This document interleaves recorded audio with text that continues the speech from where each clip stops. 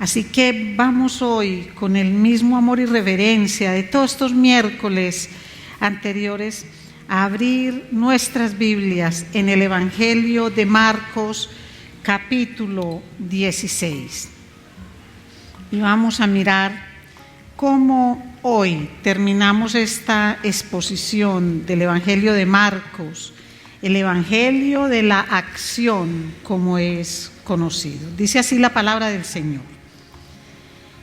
Finalmente se apareció a los 11 mismos, estando ellos sentados a la mesa, y les reprochó su incredulidad y dureza de corazón, porque no habían creído a los que le habían visto resucitado. Y les dijo: Id por todo el mundo y predicad el Evangelio a toda criatura. El que creyere y fuere bautizado será salvo, mas el que no creyere será condenado. Y estas señales seguirán a los que creen. En mi nombre echarán fuera demonios, hablarán nuevas lenguas, tomarán en las manos serpientes y si bebieren cosa mortífera, no les hará daño. Sobre los enfermos pondrán sus manos y sanarán. Y el Señor, después que les habló, fue recibido arriba en el cielo y se sentó a la diestra de Dios.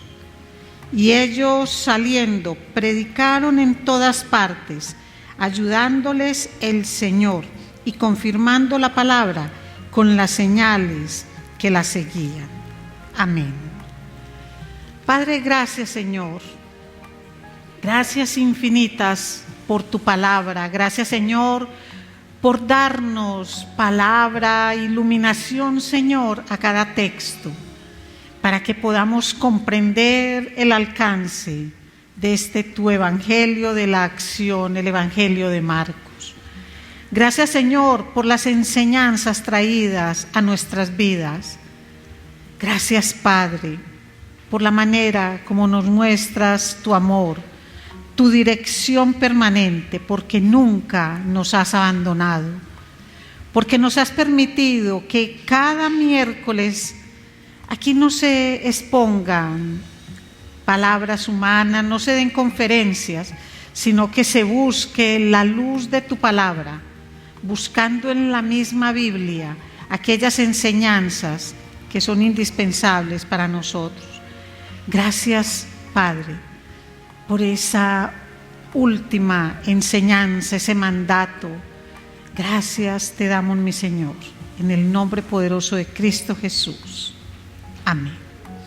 Muy bien, mis amados. La gran encomienda de Jesús, la gran comisión, como la llaman la mayoría de las versiones. Y vamos a ver lo que nos trae el Señor acerca de esta gran encomienda de Jesús. Para hacerlo, no nos vamos a quedar en el relato corto de Marcos, sino que vamos a utilizar los otros evangelios acerca de este gran tema por la trascendencia que el mismo tema tiene. No porque fuera algo indispensable, sino que es enriquecedor. Nosotros sabemos que en la Biblia encontramos ampliación de todas las enseñanzas de la Biblia misma. Entonces vamos a mirar inicialmente a quién fue asignada esta encomienda.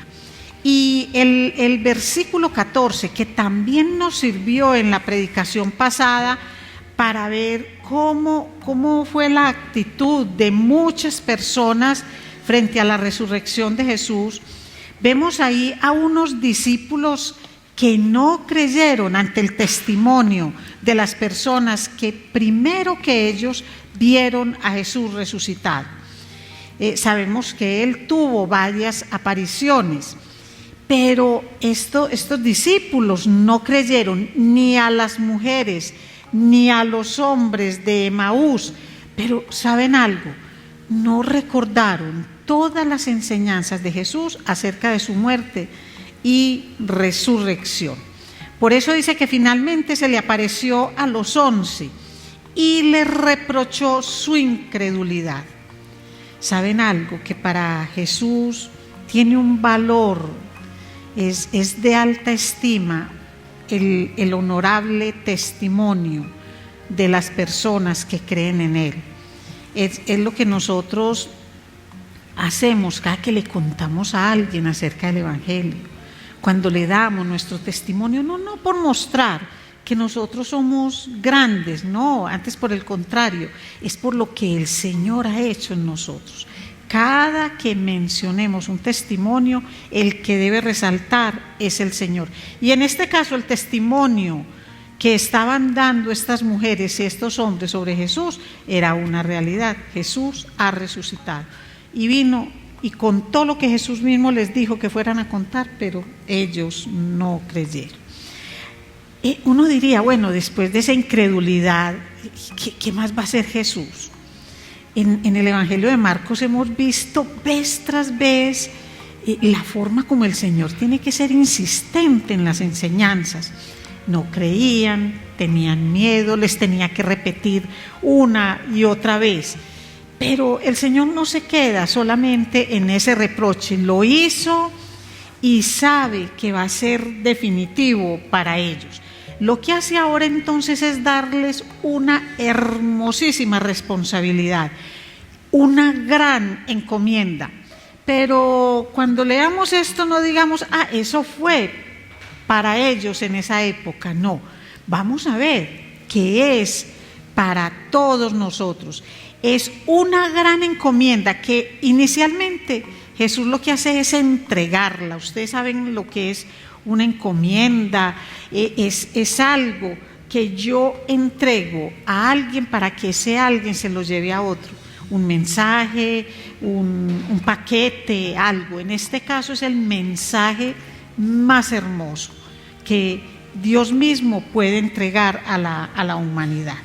Entonces, ellos lo reciben, pero con un mandato especial, y es que la entreguen a otros, que cuando la reciban como lo van a hacer en este momento y en los 3 años y medio que anduvieron con Jesús, que de esa misma manera la entreguen. Vamos a mirar cuál era el contenido de esta encomienda, como si fuéramos a destapar ese gran regalo. ¿Cuál es el contenido? Y Lucas nos va a ayudar a mirarlo con más detalles en Lucas 24, de los versículos 45 al 49. Yo puedo leerles y ustedes van escuchando atentamente.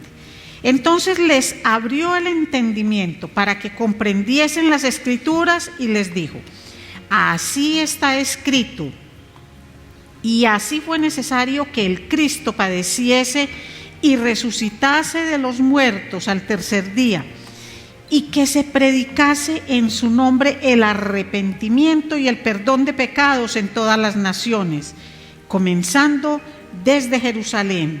Y vosotros sois testigos de estas cosas. He aquí, yo enviaré la promesa de mi Padre sobre vosotros, pero quedaos vosotros en la ciudad de Jerusalén hasta que seáis investidos de poder desde lo alto. Entonces, miremos el gran contenido de esa encomienda. Ese es el Evangelio, mis amados. Es la grandiosa verdad que Dios mismo se estaba reconciliando con la humanidad a través de Cristo. Algo que para nosotros puede parecer extraño, porque decimos, pero reconciliando ¿cómo? Si Él no nos hizo nada. Pero es que precisamente porque Él sabe que nosotros no somos capaces de buscar esa reconciliación, que no parte de nosotros, entonces Él mismo, por amor, de tal manera amó Dios al mundo que hizo posible esa reconciliación a través de Cristo. Ese es el Evangelio, que Él ha enviado a su Hijo para que asumiera la naturaleza de hombre y que, hecho carne, entregara su vida en una cruz, y que con su sangre fuera lavado nuestro pecado. Ese es el Evangelio que debemos predicar. Ese es el contenido de toda la encomienda, de esa gran encomienda. Y cuando nosotros predicamos el Evangelio hay algo bien importante, mis amados, y es que la persona que lo recibe debe entender que esa encomienda es entregada por Dios para él, porque él está muerto en sus delitos y pecados. Si la persona no entiende eso, difícilmente va a entender el sacrificio en la cruz. Todo esto es una secuencia. La fe viene por el oír. Así que nosotros lo que debemos llevar a las personas es un evangelio donde la persona oiga que necesita de un Salvador que lo libere de su pecado, que pague el precio de su pecado, pero también debe escuchar de la gracia del Salvador. Porque si nosotros nos quedamos en un evangelio donde solo se predica que tú eres culpable y tú eres un pecador, la gracia no queda por ninguna parte. Entonces el evangelio envuelve, el evangelio cobija. Por eso hay que llevar a las personas a que entiendan que Dios se reconcilia con la humanidad a través de Cristo para conceder el perdón. Ese es el evangelio. Predicar el evangelio entonces es predicar a Cristo. Predicar el evangelio no es decirle a las personas que todo va a ser maravilloso para ellos, en la salud, en la economía, en las relaciones personales, laborales, que el mundo todo va a ser un paraíso. Si dicen que yo creo en Cristo, no, porque predicar a Cristo va mucho más allá.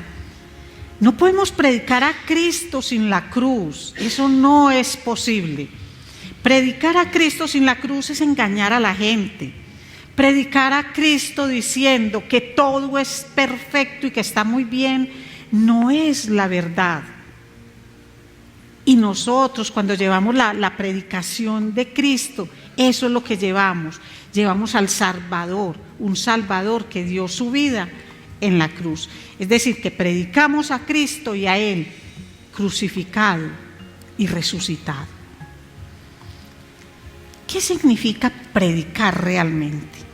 Cuando la gente lee esto, ir por todo el mundo y predicar el evangelio a toda criatura. Miren, hay cosas. Predicar para muchos puede ser como un heraldo. Eso es lo que estoy haciendo yo en este momento. Pero predicar el evangelio se hace de múltiples maneras, a través de una vida santa, que es el testimonio. No estamos hablando de una vida perfecta, pero sí de una vida entregada al Señor, una vida en santidad. Nosotros predicamos cuando a las personas de una manera sencilla y clara le llevamos el mensaje de salvación. Cada uno con aquellos dones que ha recibido de Dios para hacerlo.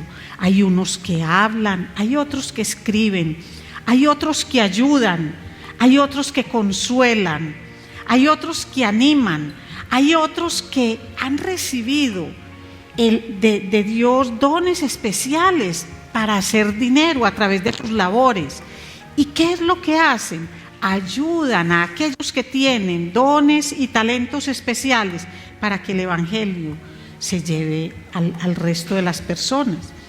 Entonces, todo eso hace parte de predicar. Pero la predicación debe ser tan sencilla que aún la persona que menos, entre comillas, menos conocimientos tenga acerca del tema que le estamos enseñando, lo pueda entender.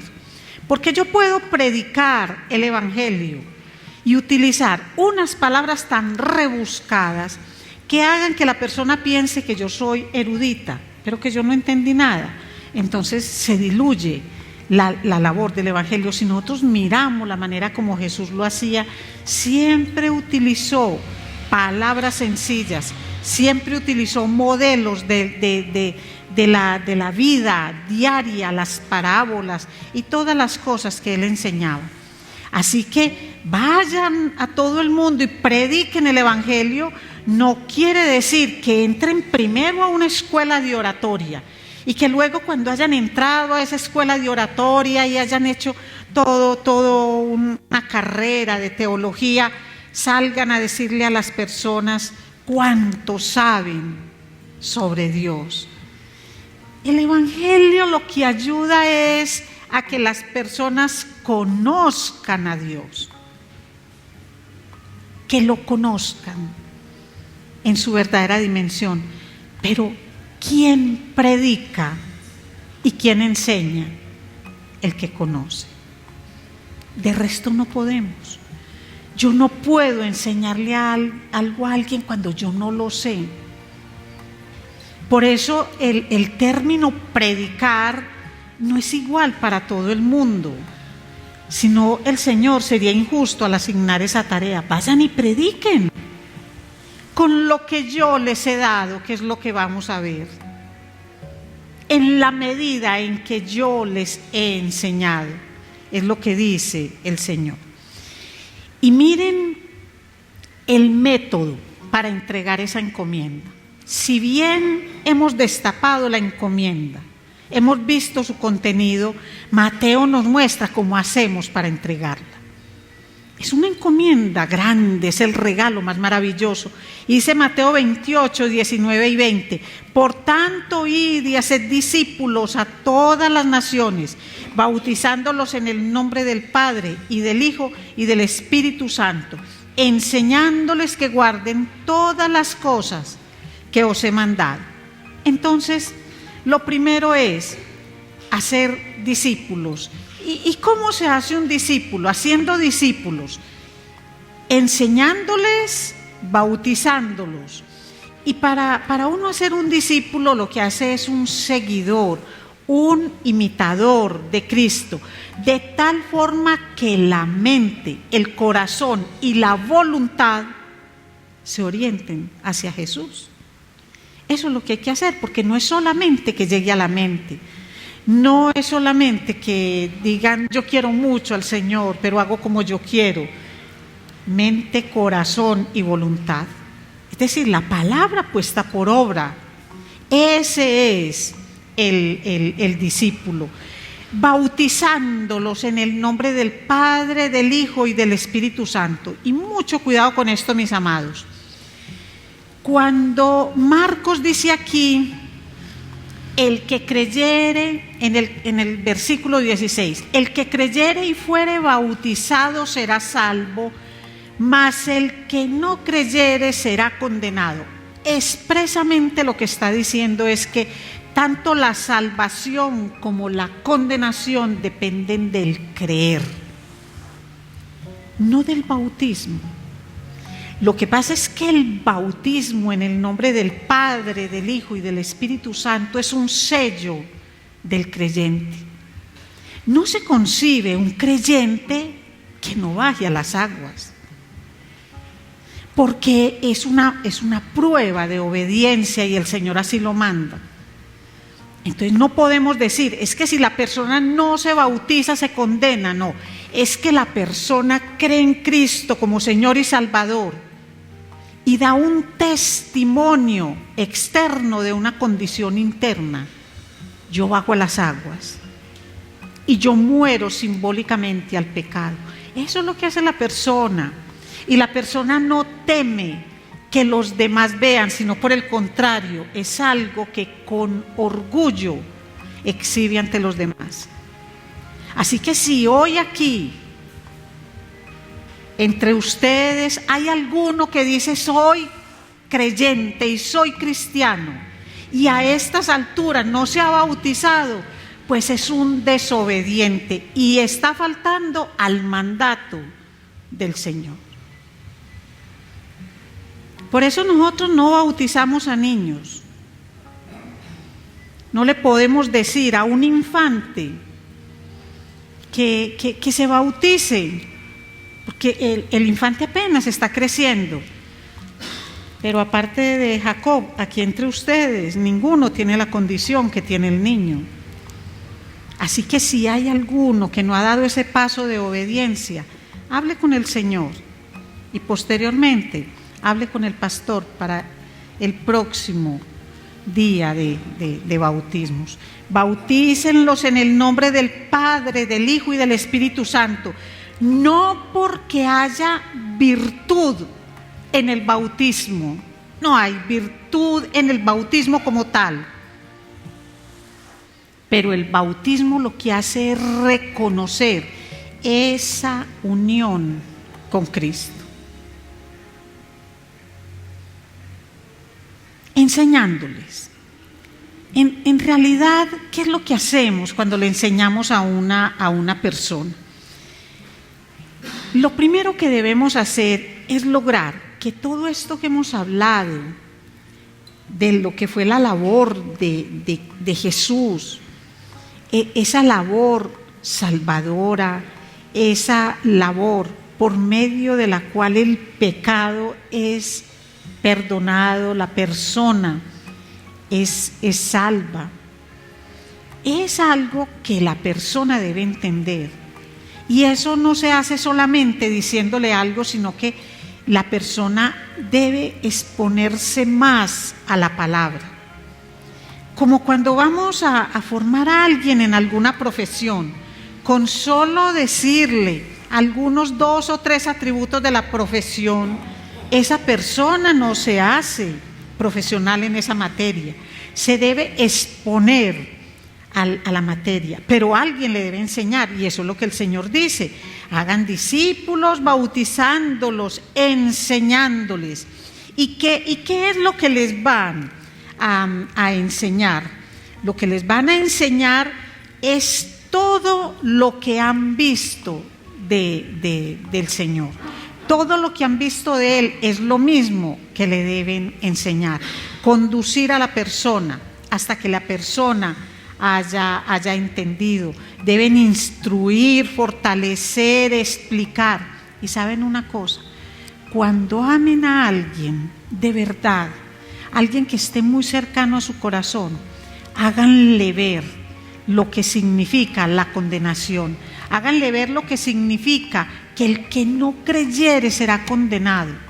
Mire que no está diciendo el que no vaya a la iglesia será condenado, porque a veces tenemos ese problema. A veces a la gente le mostramos la iglesia y hay que traer a las personas para que conozcan de la palabra, pero a la gente no hay que traerla tanto a una iglesia sino al Señor, hay que traerlo a una persona.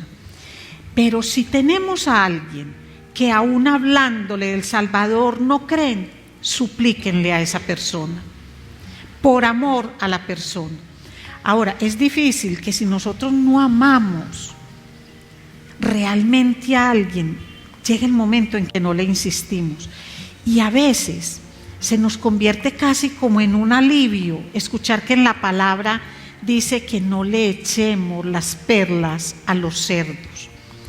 Pero ¿quién llama cerdo a su mamá o a su papá cuando no han creído? ¿Cómo ustedes lo llamarían de esa manera? No, a esas personas hay que hablarles, a esas personas hay que suplicarles en muchos casos, porque ellos son parte de ese mundo.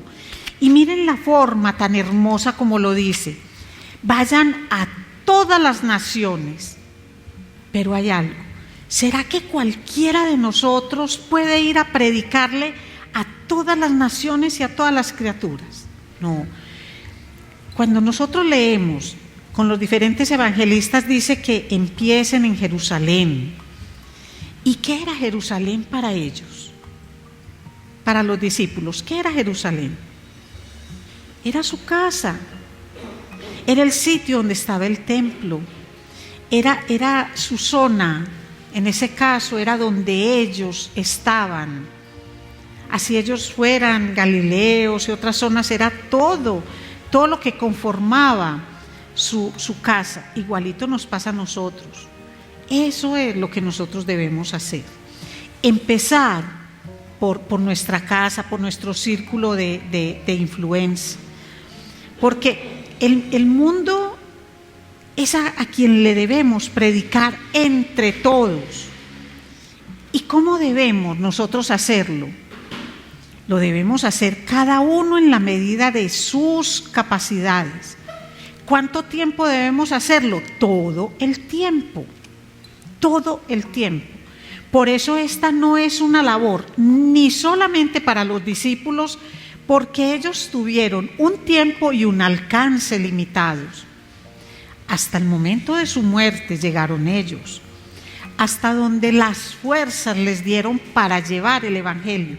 Pero en la medida en que iban sembrando, en la medida en que iban formando discípulos, los iban bautizando y les iban enseñando, el mensaje empezó como si fuera caminando, como si el mensaje mismo cobrara vida, pero cobró vida por el esfuerzo que unos hicieron, como cobra vida por el esfuerzo que hacemos nosotros. Entonces, no podemos quedarnos pensando que somos muy pequeños y muy poquitos para llevar el Evangelio. Nosotros también tenemos un tiempo limitado y nosotros también tenemos una zona de influencia que es limitada. Pero si todos nosotros lo hacemos, el Evangelio se va expandiendo. Tenemos grandes alicientes para cumplir con esta gran encomienda. Tenemos promesas que nos permiten obedecer a este mandamiento sin excepción alguna. Miren, Mateo 28:18 dice: y Jesús se acercó y les habló diciendo: toda potestad me es dada en el cielo y en la tierra. Y ahí es donde les dice: por tanto, por esta potestad que me ha sido dada, vayan y prediquen el Evangelio. En el versículo 20, parte B de Mateo 28 dice: y he aquí yo estoy con vosotros todos los días hasta el fin del mundo. Hechos 1:8 dice: pero recibiréis poder cuando haya venido sobre vosotros el Espíritu Santo, y me seréis testigos en Jerusalén, en toda Judea, en Samaria y hasta lo último de la tierra. Mire cómo empieza: Jerusalén, Judea, el país, Samaria, donde estaban los supuestos enemigos. ¿Por qué supuestos enemigos? Habían partido de un mismo tronco, pero se separaron y hacían a su manera la adoración a Dios en sus templos, muy parecido a lo que nosotros tenemos en nuestra vida. Entonces, ¿podrá alguno de ustedes decir que no puede evangelizar en su propia casa?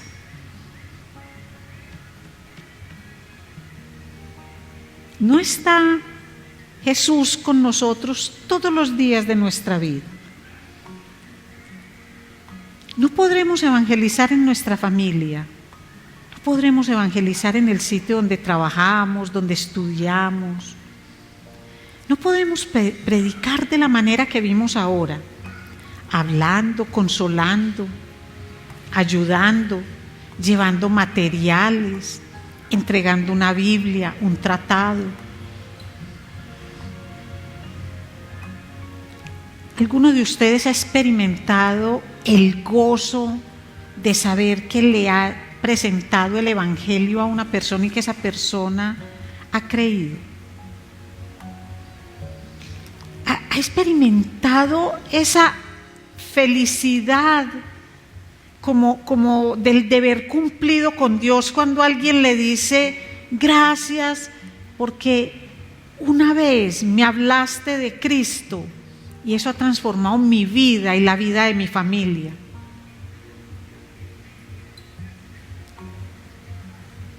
No que de pronto por allá le tengan que sacar las palabras con ganzúa, sino que le hayan dedicado ese tiempo, ese amor, esa enseñanza a hacer de alguien que no creía, hacer de esa persona un discípulo, un creyente.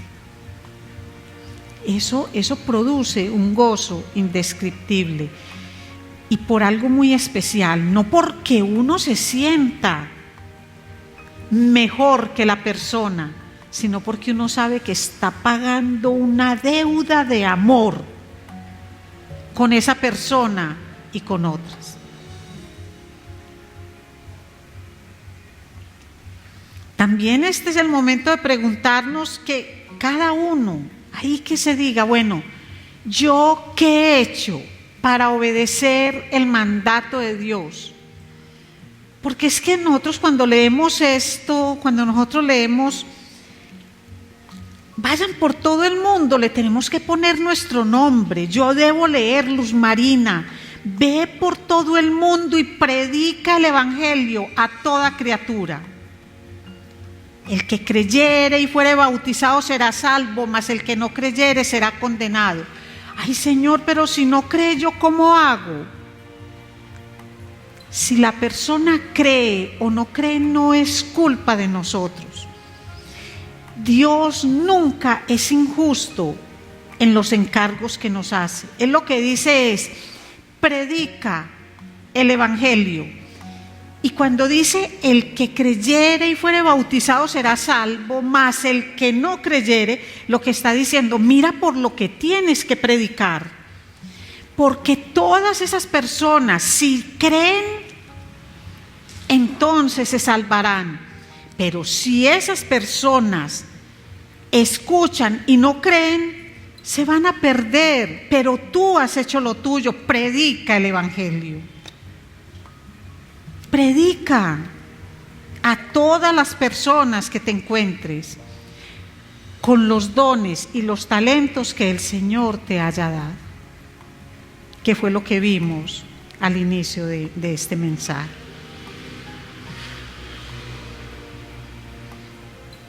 Luego de esa gran encomienda, Jesucristo asciende a la diestra de Dios. Y el Señor, después que les habló, fue recibido arriba en el cielo y se sentó a la diestra de Dios. Pero miren lo que hicieron los discípulos. Y ellos saliendo, predicaron en todas partes, ayudándoles el Señor y confirmando la palabra con las señales que les seguían. Señales que fueron indispensables en ese momento.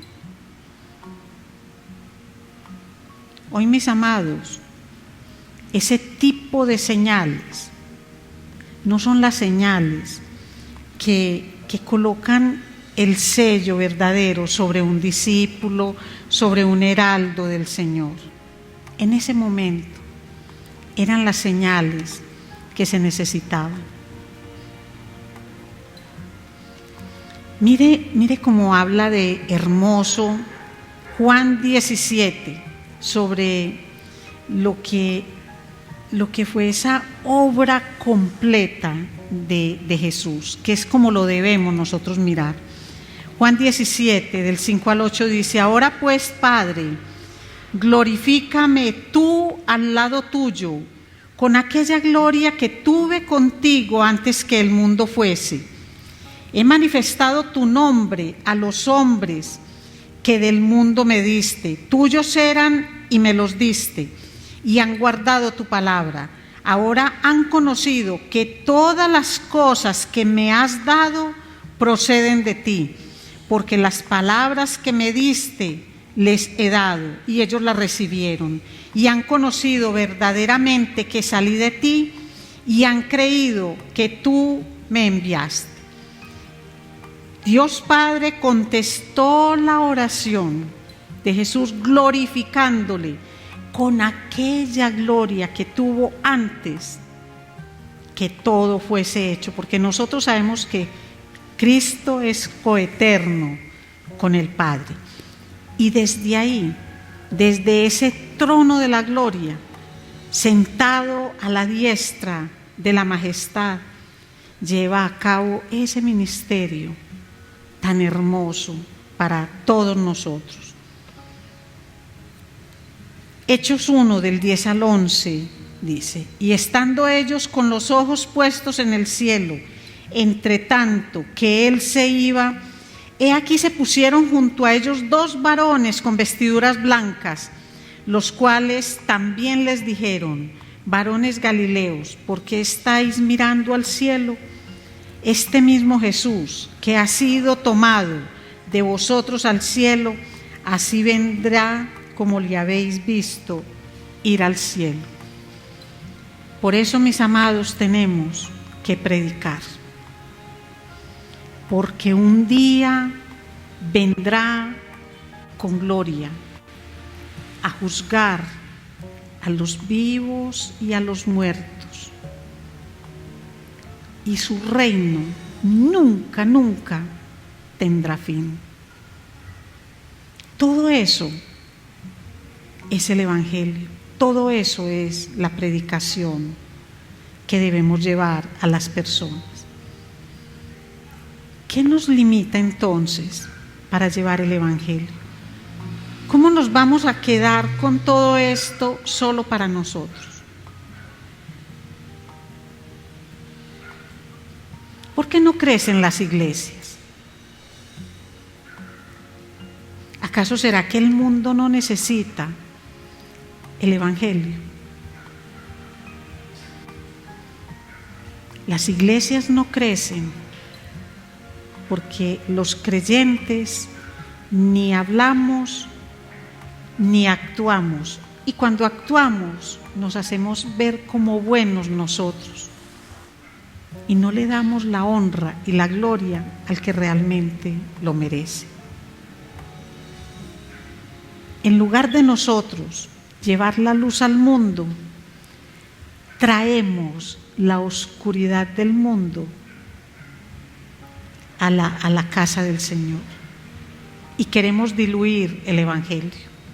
Queremos bajarle a la moralidad del Evangelio, queremos bajarle a la efectividad del Evangelio, y eso es hacer vana la sangre de Cristo en la cruz. Vamos a darle gracias al Señor y a pedirle que nos ayude, a llevar su mensaje a todas las naciones. Padre, ayúdanos, Señor.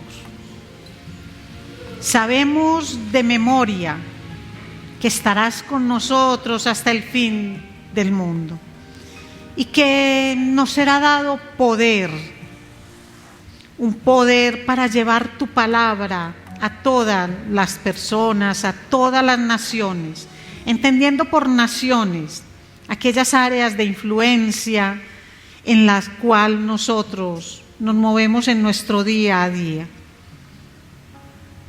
Señor, ayúdanos a comprender que esto no es una súplica que tú haces, sino un mandato, algo que debe cumplirse cada día y en todas partes, y que lo debemos hacer todos los que creemos en ti. Que no encontremos, que no busquemos excusas para no hacerlo, porque no lo hay. Si Dios está con nosotros, si Jesús es el que guía nuestra vida, y si el Espíritu Santo de Dios mora en nosotros, ¿qué argumento tenemos para no predicar a todas las criaturas que se mueven a nuestro alrededor? Basta ya de excusas y de argumentos que no tienen ningún sentido. Si nosotros no despertamos, el mundo allá afuera no va a despertar de su letargo. Si nosotros no hablamos, ellos no van a oír, y si no oyen, no hay una fe que se despierte en ellos. Padre, ayúdanos a comprenderlo. Ayúdanos, Señor, a que cada día esta gran encomienda sea parte de nuestros propósitos. No solamente los propósitos de principio de año, que en 15 días ya no los recordamos, sino el propósito de cada día de nuestra existencia, y que lo hagamos para honra y gloria de tu nombre. Gracias te damos, mi Señor, por tu palabra, por el Evangelio de Marcos, por habernos ayudado, Señor, durante estos 14 meses a profundizar en este Evangelio. Gracias, mi Señor. Amén.